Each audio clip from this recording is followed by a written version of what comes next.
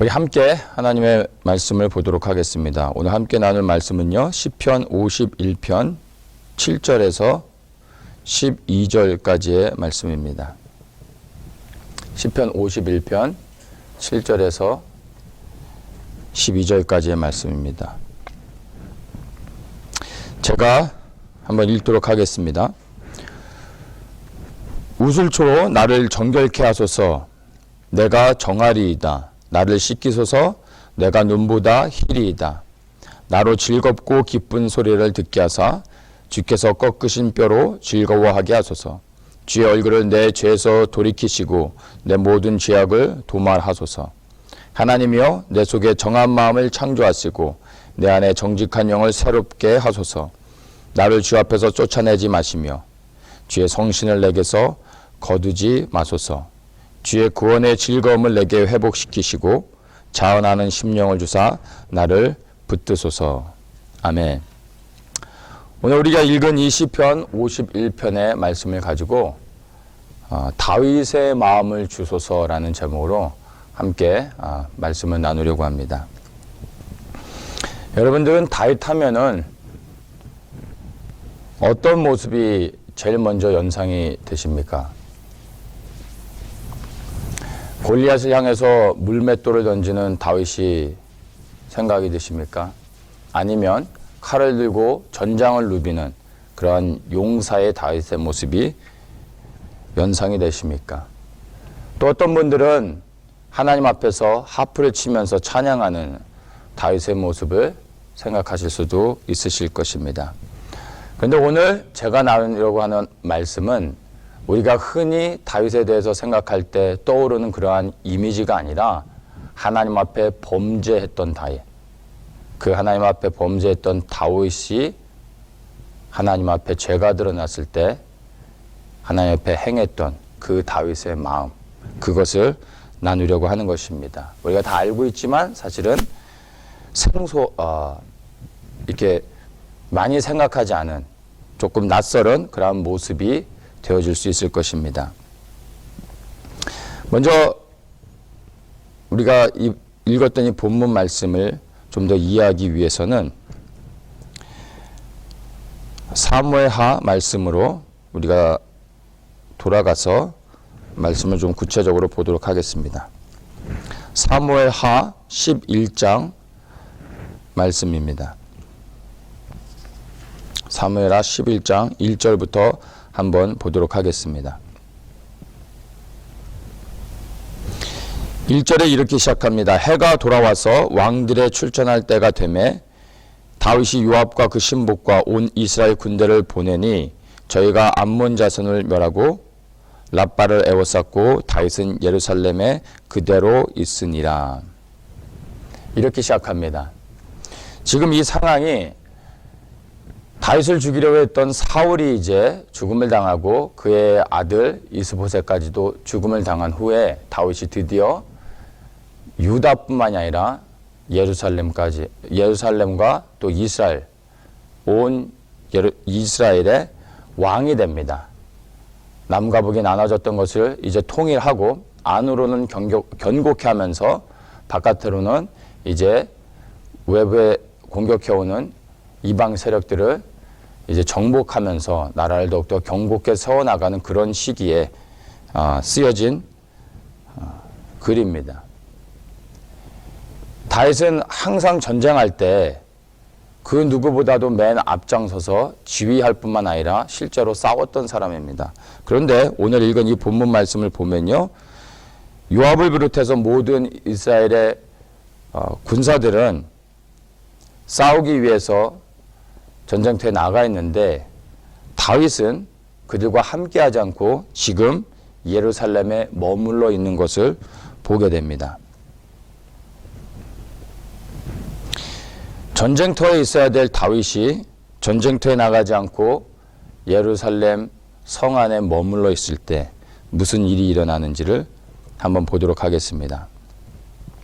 자, 2절부터 쭉 보면요,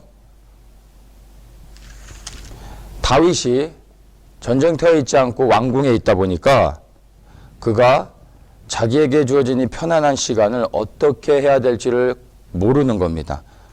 그 시간을 어떻게 보내야 될지는 몰라서 2절에 저녁 때 다윗이 그 침상에서 일어나 왕궁 지붕 위에서 거닐다가 그곳에서 보니 한 여인이 목욕을 하는데 심히 아름다워 보이는지라. 전쟁터에 있어야 될 다윗이 전쟁터에 있지 않고 왕궁에 편하게 있다 보니까 그가 어찌할 바를 모르다가 왕궁 지붕에 올라가서 배회합니다. 그러다가 결국에 못 볼 것을 보게 됐습니다. 그리고 그 본 것으로 인하여 그가 이제 부하들을 시켜서 그 여인을 불러오지요. 그리고 그 여인과 동침하며 죄를 짓게 되는 것입니다. 사람이 자기가 있어야 될 곳에 있지 않고 다른 곳에 있게 되면 다윗과 같이 이렇게 범죄하고 실수할 수 있게 되는 것을 우리가 보게 됩니다. 이 세상에서 가장 안전한 곳은요, 비록 전쟁터라 할지라도 하나님이 우리에게 명하신 자리에 있는 것이 가장 안전한 것입니다. 왜냐하면 그것은 하나님이 명하셨기 때문에 하나님이 우리와 함께 하시며 우리를 지키십니다. 그러나 하나님이 명하신 곳에 있지 않게 되면 전적으로 우리 스스로가 책임져야 되는 것입니다. 그러나 우리가 하나님이 명하신 자리에 있지 않으면 다윗과 같이 이렇게 범죄할 수밖에 없게 되는 것을 우리가 봅니다. 다윗이 이렇게 범죄하고 난 후에 그 다음에 일어나는 일이 쭉 3절부터 보면요, 이 여인이 자기가 임신한 것을 알게 되고 그것을 다윗에게 고합니다. 그리고 이제 다윗이 그것을 알고 난 후에 어떻게 합니까? 이제 자기가 이 죄를 숨기기 위해서 이제 계략을 짜기 시작하는 것입니다. 역사는 밤에 이루어진다라고 누군가가 말했던 것 같은데 무슨 역사가 밤에 이루어지는지는 사실 저는 잘 모르겠습니다. 그런데 분명히 제가 아는 것은 죄는 밤에 더욱더 성행한다는 것입니다. 밤이 갖는 특성이 무엇입니까? 보이지 않는다는 것이죠. 누가 보이지 않습니까? 내가 보이지 않는다고 생각하는 것입니다. 사람들은 내가 보이지 않는다고 생각할 때, 아무도 나를 보지 않고 있다고 생각할 때 내 안에서 죄의 본성들이 드러나기 시작합니다. 그래서 밤에 죄들이 더 많이 성행하게 되는 것입니다. 이것을 좀 더 우리가 구체적으로 우리의 영적인 것에 적용을 한다면 사람은 행위로 짓는 죄보다 실상 마음의 생각으로 짓는 죄가 더 많습니다. 그런데 행위로 짓는 죄들은 우리가 쉽게 회개하고 또 그 죄들이 드러날 때 그것을 인정합니다. 그래서 빨리 회개하고 하나님께 돌아올 수 있습니다. 그런데 마음의 생각으로 짓는 죄들은 우리가 쉽게 회개하지 않습니다. 왜냐하면 마음의 생각으로 짓는 죄들은 아무도 보지 않고 있다고 생각하기 때문에 그 죄가 누군가에게 드러나고 있다고 생각하지 않기 때문에 그것을 회개하려고 하지 않는다는 것입니다. 그러나 하나님께서는 우리 마음의 생각을 감찰하시는 분이시기 때문에 우리 안에 마음의 생각으로 지은 죄도 하나님은 분명히 그것을 죄로 여기신다는 것을 우리가 알고 있습니다. 마음의 생각으로 지은 그 죄들을 우리가 회개하지 않고 그것을 우리 안에 그대로 가지고 있을 때 결국에 그 마음의 생각의 죄들이 우리의 행위의 죄로 연결되게 되는 것을 보게 됩니다. 그래서 우리가 마음의 생각으로 죄를 지었을 때 지혜로운 자는 바로 즉시 그 마음의 생각의 죄들을 회개하고 하나님께 올려드리고 다시 온전한 마음으로 회복되고 하나님 앞에 나아가려고 하는 것입니다. 또 한 가지가 있습니다. 밤이 갖는 특성, 보이지 않는다는 것, 마음의 생각으로 짓는 죄를 쉽게 관가할 뿐만 아니라 또 우리가 이 혼자 있을 때 우리 안에 죄의 본성들이 자연스럽게 드러나는 것을 우리가 발견합니다. 많은 사람들과 같이 있을 때는 모든 사람들이 굉장히 나이스하고 또 겸손하고 절제된 모습들을 보여줍니다. 어떻게 보면 당연한 거죠. 그런데 아무도 없는 곳에 나 홀로 있을 때, 많은 사람들과 같이 있을 때 보여준 그 모습이 동일하게 보여지지 않는 경우들을 우리는 정직하게 인정할 수밖에 없습니다. 아무도 보지 않고 있다고 생각하며 이제 나 혼자만 있다고 생각할 때 나도 모르게 내 안에서 죄의 본성들이 드러나기 시작하는 겁니다. 그래서 여러분들이 홀로 있다고 생각할 때 여러분 즉시로 마음의 생각에서 떠오르고 여러분들은 무엇을 하십니까? 컴퓨터로 달려가십니까? 아니면 TV를 켜십니까? 아니면 여러분들이 습관적으로 가는 곳이 있습니까? 아니면 하나님 앞으로 나아가십니까? 아무도 보지 않고 있는 그때 여러분들 마음의 생각이 그리고 여러분들이 행하는 것이 실제로 여러분들의 영적인 모습인 것입니다. 여러분들이 영적으로 얼마나 많이 성장했는지를 알고 싶으면 가장 간단한 테스트가 있습니다. 1년 전에 내가 홀로 있을 때 무엇을 했는지 한번 되돌아 생각해 보는 것입니다. 그리고 지금 내가 혼자 있을 때 나는 무엇을 하고 있는지를 한번 돌아보는 것입니다. 그것을 비교해 보면 나의 영적인 성장이 얼마만큼 이루어졌는지를 알게 되는 것입니다. 이렇게 다윗도 밤일 때 아무도 보지 않고 있다고 생각할 때 이렇게 범죄하며 죄를 짓게 되어졌습니다. 이제 이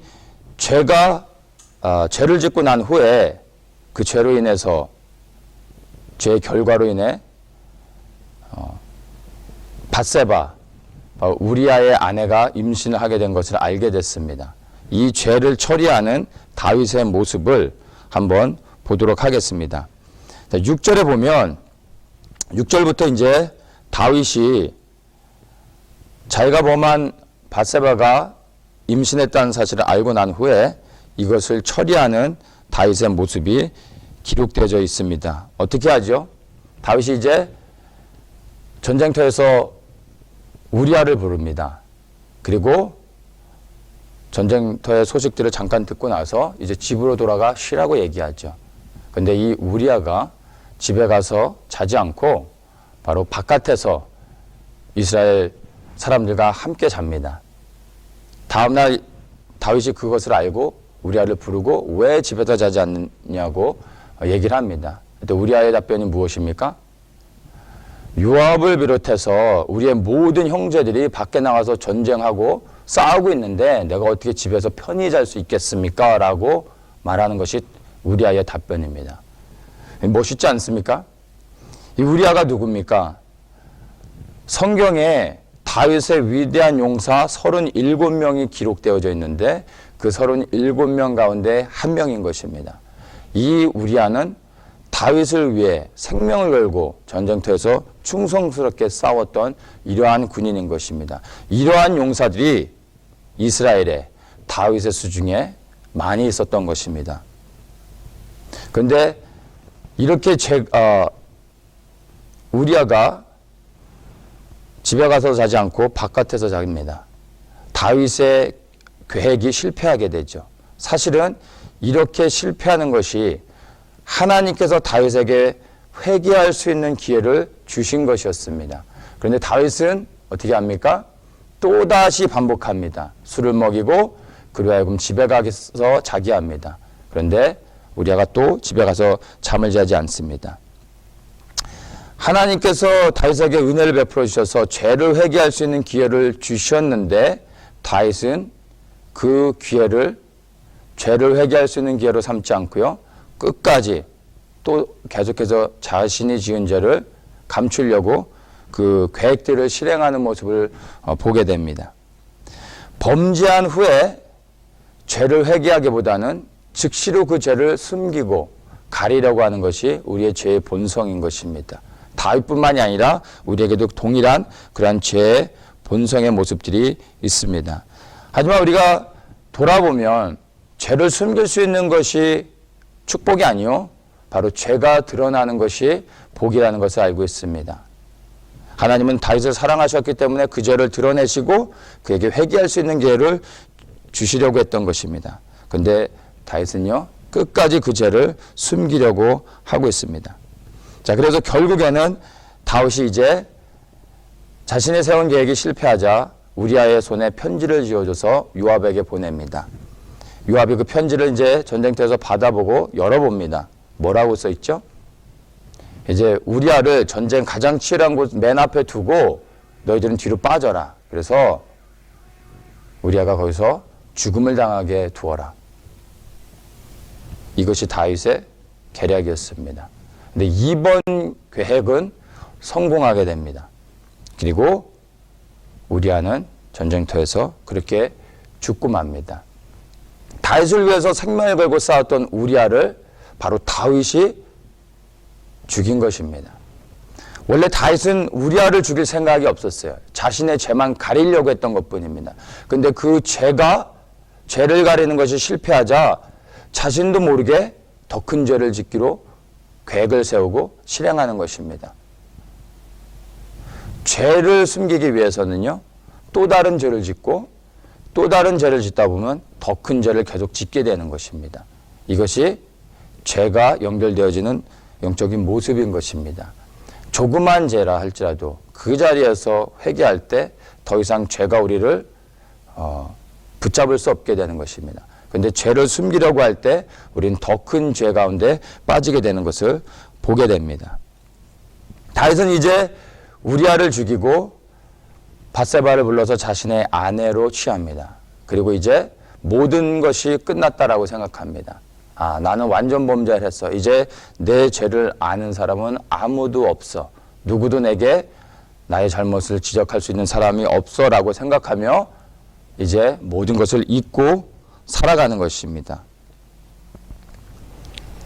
11장 27절에 보면은 27절 후반부에 다윗이 이제 완전 범죄를 했다 생각하고 그 죄를 잊고 살아가고 있을 때 하나님은 이렇게 말씀하십니다. 11장 27절 마지막 부분입니다. 다윗의 소위가 여호와 보시기에 악하였더라. 뭐라고 기록되어 있습니까? 여호와 보시기에 악하였더라.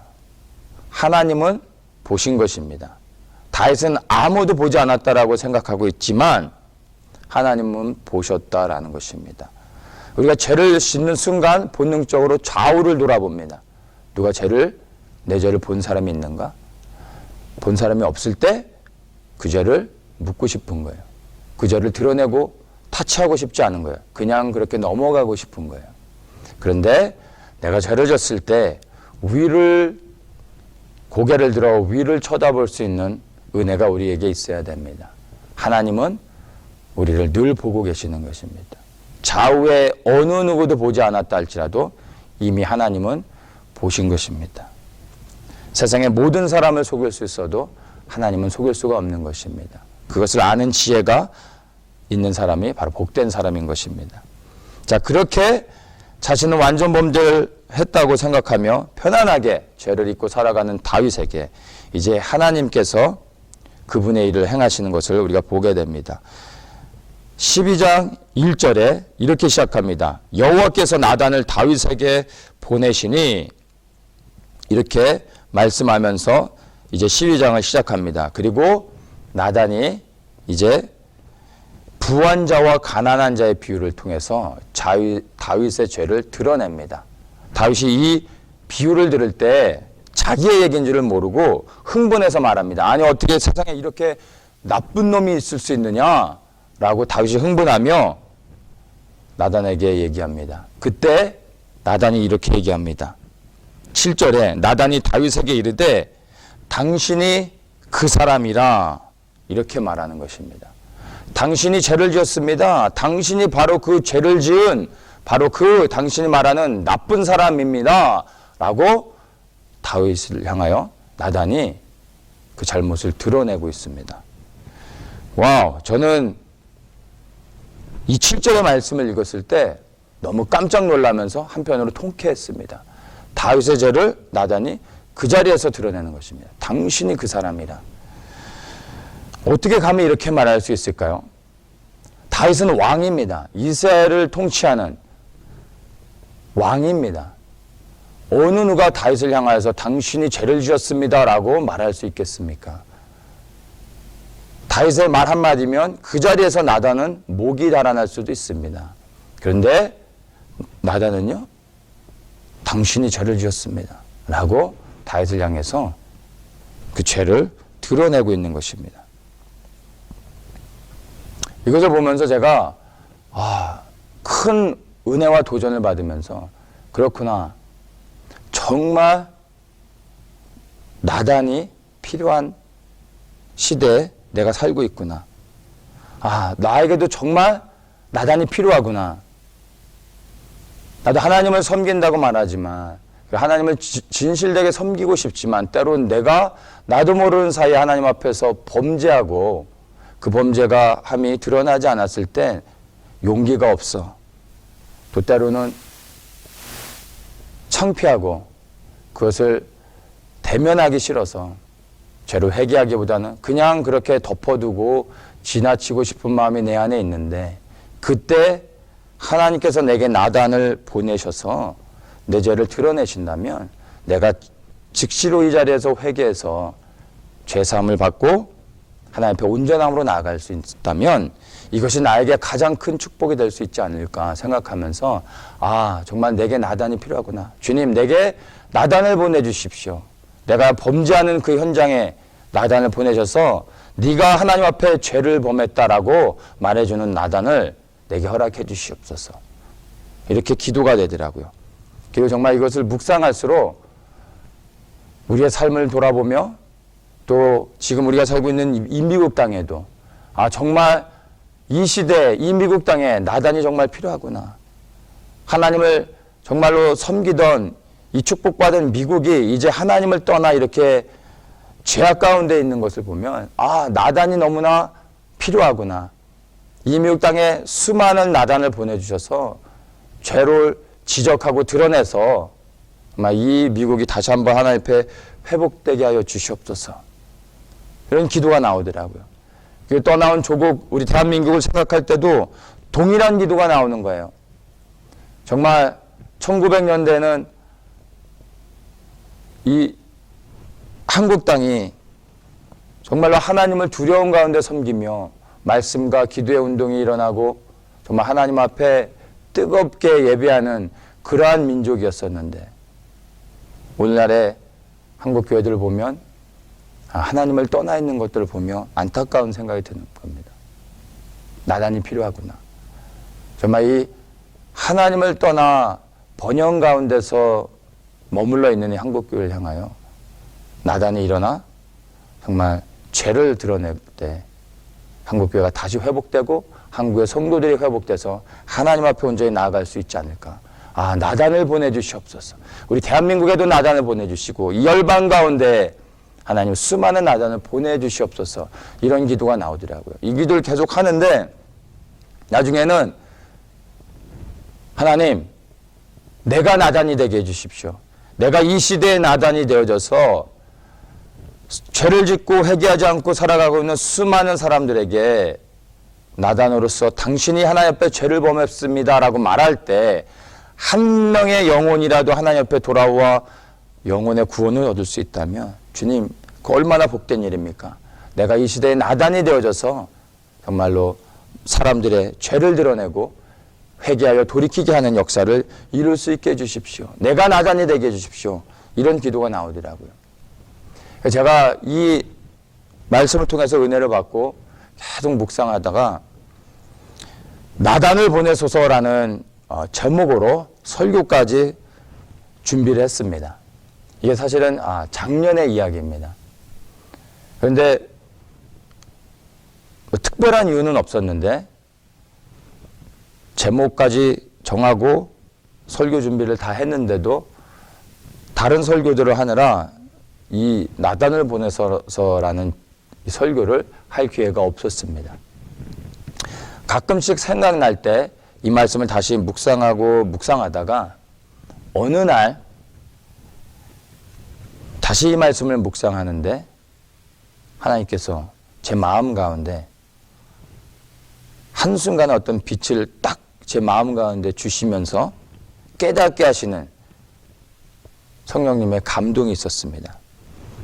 다른 것이 아니라 제 안에서 이렇게 말씀하시는 거였습니다. 나는 이미 나단을 보냈다. 이제 너는 다윗이 되라. 이것이 제게 한순간의 빛으로서 제 마음 가운데 주셨던 마음의 감동이었습니다. 나단을 보냈다고요? 제가 깜짝 놀랐습니다. 다시 말씀을 보는데 정말 다윗에게 나단을 보낸 것처럼 내 삶 속에 현장에서 순간순간 하나님께서 수많은 나단들을 내게 보내셨던 것을 제가 깨닫게 됐습니다. 집에서 식사를 할 때 제가 앉아있고 주로 이제 아이들을 시킵니다. 보라야 너 이것 좀 갖고 오고 셀라 너 이것 좀 해. 제가 이렇게 지시하는 걸 좋아합니다. 그러다 어느 날 갑자기 우리 셀라가 벌떡 일어나더니 이렇게 말하는 거예요. We are not a boss. Jesus is the boss. 그러면서 일어나 가버리더라고요. 제가 화가 났었어요. 아니 어디서 아빠한테 버릇 없이 아빠가 집안의 보스지 아빠 말하면 말을 들어야지. 제가 막 화를 냈었어요. 근데 나중에 주님의 은혜로 이것을 돌이켜 생각해 보는데 내가 아버지로서 우리 가정을 섬기고 자녀들에게 섬기는 모습들을 보여준다면 우리 아이들이 더욱더 하나님의 그 은혜 안에서 바르게 성장할 수 있다라는 것을 제가 깨닫게 됐어요. 하나님께서 우리 아이를 통해서 나단이 되어져서 제게 보내주신 것이었습니다. 이와 같이 우리 주변에 우리가 인식하지 못하지만 수많은 나단을 보낸다는 거예요. 때로는 남편과 아내가, 여러분의 자녀들이, 여러분의 형제자매, 교회 안의 성도들이, 때로는 여러분이 싫어하는, 원치 않는 사람이 하나님이 보내신 나단이 될 수 있다는 거예요. 그럼에도 불구하고 우리는 하나님 보내신 나단을 나단으로 인식하지 못하기 때문에 나단이 아니라고 생각하고 나단임에도 불구하고 그 소리를 듣기 싫어하는 것입니다. 그래서 나단을 보내지 않았다라고 생각한다는 것입니다. 그게 바로 저의 모습이었던 것을 보게 됐습니다. 제가 가만히 보면서 이 기록된 성경의 말씀들을 다시 한번 묵상할 때 정말로 다윗에게 나단을 보냈던 것 같이 하나님께서 이스라엘 민족에게도 나단을 보내셨던 것을 생각하게 됐어요. 이스라엘은 하나님이 특별히 택한 민족입니다. 그리고 그들과 언약하셨습니다. 하나님의 백성이 되었습니다. 그리고 하나님께서 그들과 언약하시고 그들을 정말로 신실하게 지키셨습니다. 그럼에도 불구하고 이스라엘이 하나님을 떠나기 시작합니다. 하나님께서 수많은 성경에 기록되어진 선지자들 통하여 수많은 나단들을 시대마다 보내셨습니다. 성경에 기록되지 않은 무명의 선지자들까지 포함하면 엄청나게 많은 선지자들을 각 시대마다 하나님의 나단들을 이스라엘에 보내십니다. 근데 이스라엘이 어떻게 반응합니까? 나단인지를 몰라서가 아니라 알지만 그 나단을 무시합니다. 그들을 조롱합니다. 경멸합니다. 그들을 때립니다. 그리고 그들을 잡아 죽입니다. 그리고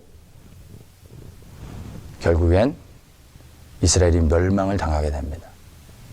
이스라엘엔 나단이 없었기 때문에 멸망을 당했던 것이 아니라 하나님이 나단을 보내실 때 다윗의 마음을 가지고 하나님 앞에 정말로 두려운 마음으로 무릎 꿇고 회개하며 하나님 내가 죄인입니다. 나를 용서해 주십시오라고 고백하는 다윗의 마음을 가진 자들이 없었던 것을 알게 되었습니다.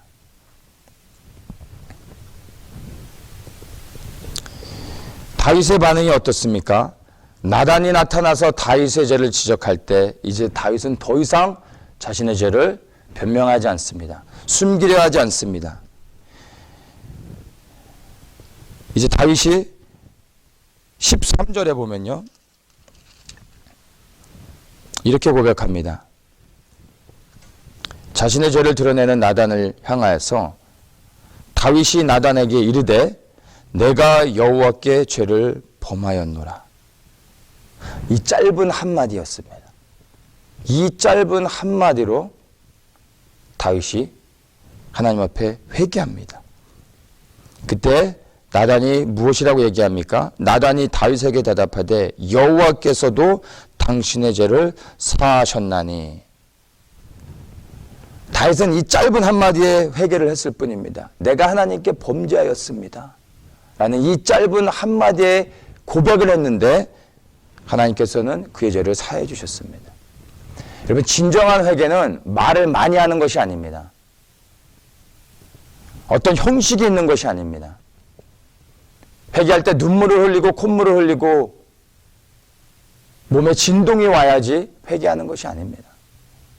회개는, 진정한 회개는 죄된 길에서 돌이켜 하나님의 길을 가는 것입니다.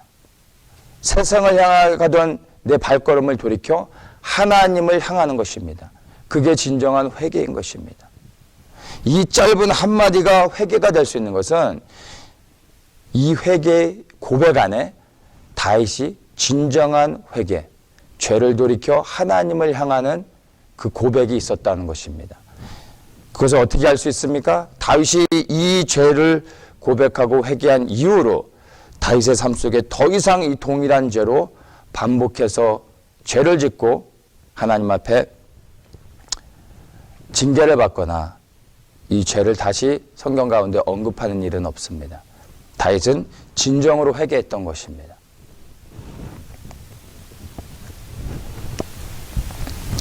나는 정말로 하나님이 내게 보내신 나단 앞에서 다윗과 같이 회개할 수 있을까 고민해 봤습니다. 내 생각보다 그것이 쉽지 않겠더라고요. 우리의 죄가 드러날 때 우리의 본능적 반응이 무엇입니까? 방어하게 되죠. 싸우게 되죠. 기분이 나쁜 거예요. 그래서 알면서도 인정하기 싫어하죠. 이것이 우리의 모습인 것입니다. 정말 하나님이 나를 사랑하셔서 나단을 보내셨을 때 나는 그 자리에서 다윗과 같이 이 짧은 한마디 회개, 내가 하나님 앞에 범죄했습니다 라고 과연 고백할 수 있을까? 이것을 생각할 때 나단의 부재가 문제가 아니라 오늘날의 문제는요, 다윗의 부재, 다윗의 마음을 가진 자가 우리 시대에 너무 없다라는 것입니다. 그리고 나는 정말 이 다윗의 마음을 가졌는지 두려운 마음으로 생각하게 되어졌습니다. 오늘날의 문제가 무엇인지 압니까? 다윗의 마음을 가진 자가 적다는 것도 문제지만 또 한편으로는요, 나단이 너무 많은 것도 문제입니다. 그 말을 좀 더 정확하게 얘기하자면요, 나단이 많은 것이 사실은 문제가 아니고요, 하나님이 보내신 나단이 많은 것이 문제가 아니라 자칭 나단이라 하는 자들이 많은 것이 문제인 것입니다.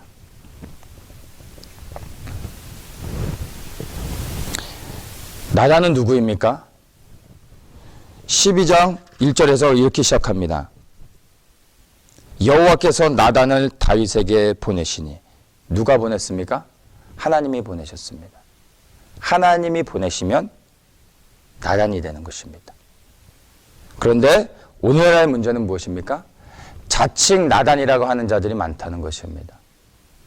진짜 하나님을 보낸 나단이 많은 것이 문제가 아니라 자칭 나단이라 하고 하나님이 보내지도 않았는데 하나님이 보내셨다고 생각하고 나타나는 것입니다.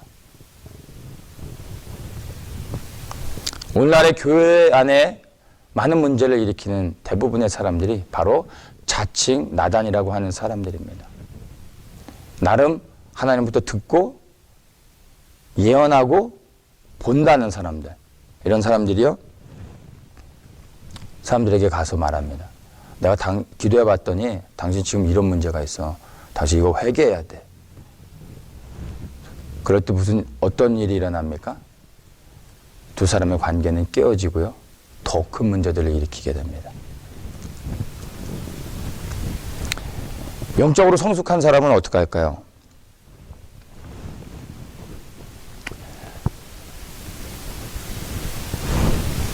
내가 무엇을 보았습니다. 그리고 그것이 정말 영적으로 분별해서 하나님이 보여주신 것이라 할지라도요, 성숙한 사람은요, 이것을 하나님께 먼저 갑니다. 그리고 하나님께 여쭙니다. 하나님, 내가 본 것이 정말 맞습니까? 그렇다면 이것을 내가 어떻게 할까요? 이렇게 묻는 거죠. 그러면 네가 본 것을 가지고 너는 그 사람을 위해 중보해라 라고 말씀하시면 그 사람한테 가서 얘기할 필요가 없는 거예요. 그냥 기도하는 거죠. 내가 그 분을 위해 본 것을 가지고 그 영혼을 위해 중보할 때 그 사람의 문제가 해결되는 것입니다. 가지 않아도 되는 것이에요.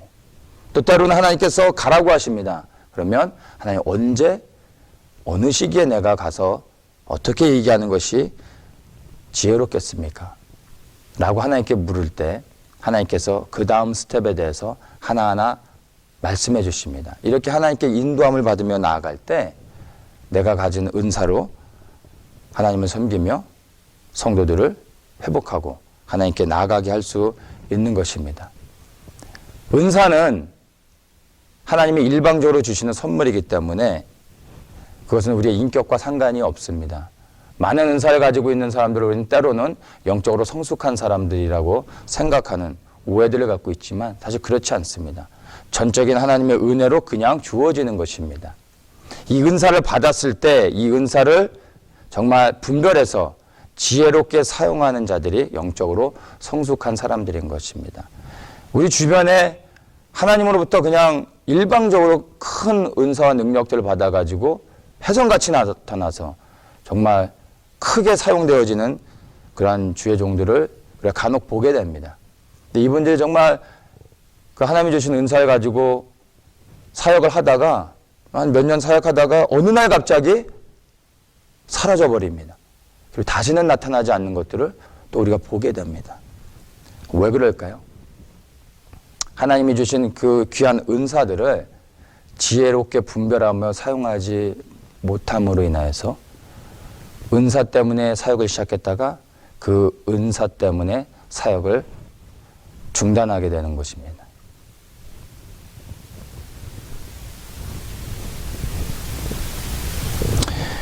저 또한 제가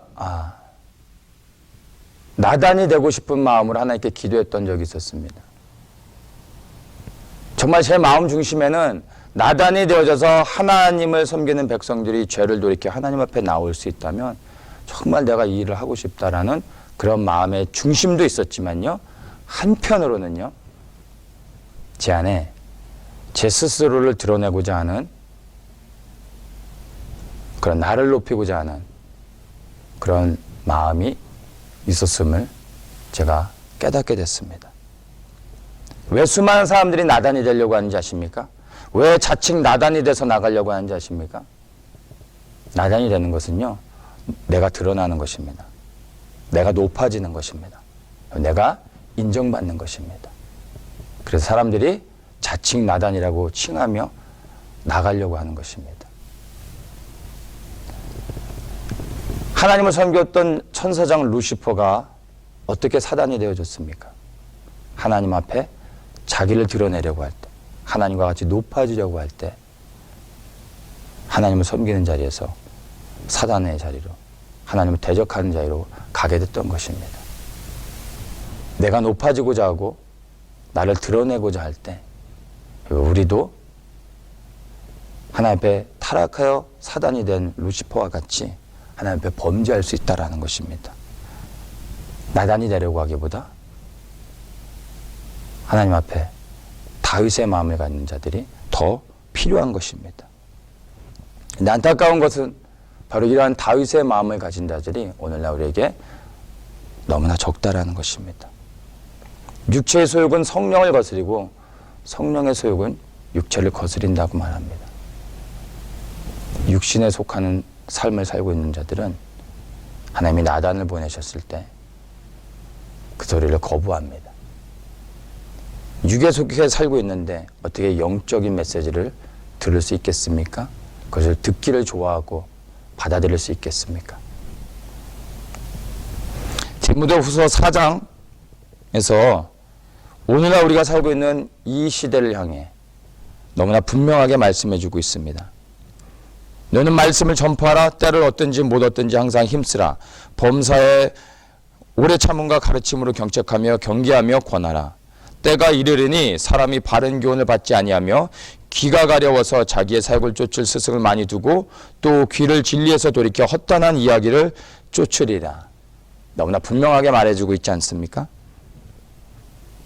바른 교훈을 받는 것을 사람들이 원치 않게 된다는 것입니다. 왜요? 그 모든 중심은요, 마음에 하나님 두기를 싫어하기 때문에 나타나는 현상인 것입니다. 마음에 하나님 두기를 싫어하기 때문에 바른 교훈을 거부하고, 마음에 하나님 두기를 싫어하기 때문에 죄 가운데 살면서 그 죄로 그냥 덮어두고 살고 싶은 것입니다. 마음에 하나님 두기를 싫어하기 때문에 음란하고 동성애를 하는 것입니다. 마음에 하나님 두기를 싫어하기 때문에 나를 살리기 위해 하나님께서 나단을 보내시지만 그 나단을 경멸하고 조롱하고 죽이는 것입니다. 마음에 하나님 두기를 싫어한 우리의 중심이 바로 이렇게 하나님 보내신 나단을 향하여서 보여지는 것입니다. 이것이 바로 우리 시대의 문제인 것입니다. 그렇기 때문에 오늘 읽은 이 본문의 말씀처럼요, 우리가 더욱더 이 시대에 구해야 될 것은요, 나단의 등장이 아닙니다. 바로 다윗의 마음을 갖기를 구해야 되는 것입니다. 시편 51편 10절에서 이렇게 말합니다. 하나님이여 내 속에 정한 마음을 창조하시고 내 안에 정직한 영을 새롭게 하소서. 하나님 앞에 범죄한 다윗이 나단을 보내셔서 그 죄를 드러나게 하셨을 때 이 다윗이 회개한 것이 바로 시편 51편입니다. 그 가운데 가장 핵심이 바로 이 10절의 말씀입니다. 내 속에 정한 마음을 창조하시고 내 안에 정직한 영을 새롭게 하소서. 이것을 ESV에서는 이렇게 말합니다. Create in me a clean heart. 내 안에 깨끗한 마음을 창조해달라고 기도하고 있습니다. 여러분, 깨끗한 마음은요, 우리가 회복할 수 있는 게 아닙니다. 이것은 창조되어져 있는 것입니다. 하나님이 창조하셔야만 되는 것입니다. 다윗이 그렇게 고백하는 것입니다. 또한 이렇게 기도합니다. Renew a right spirit within me. 내 안에 바른 영, 정직한 영을 리뉴해 주시옵소서.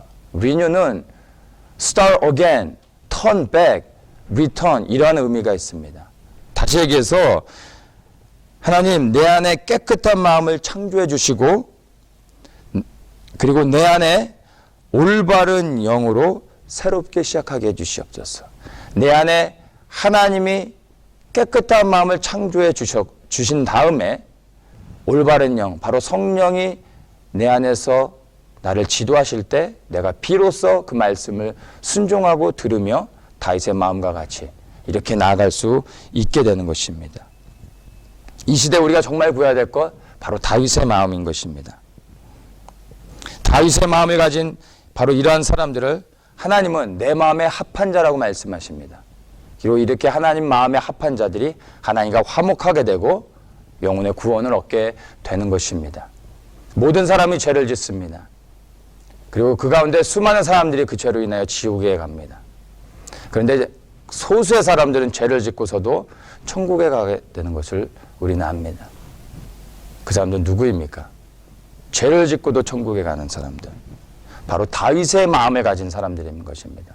죄를 지었지만 하나님이 나단을 보내셔서 그 죄를 드러나게 하실 때 그 죄를 회개하고 죄사함을 받고 죄의 길에서 떠나 하나님을 향해 나아가는 사람, 바로 그들에게 하나님이 구원을 허락해 주시는 것입니다.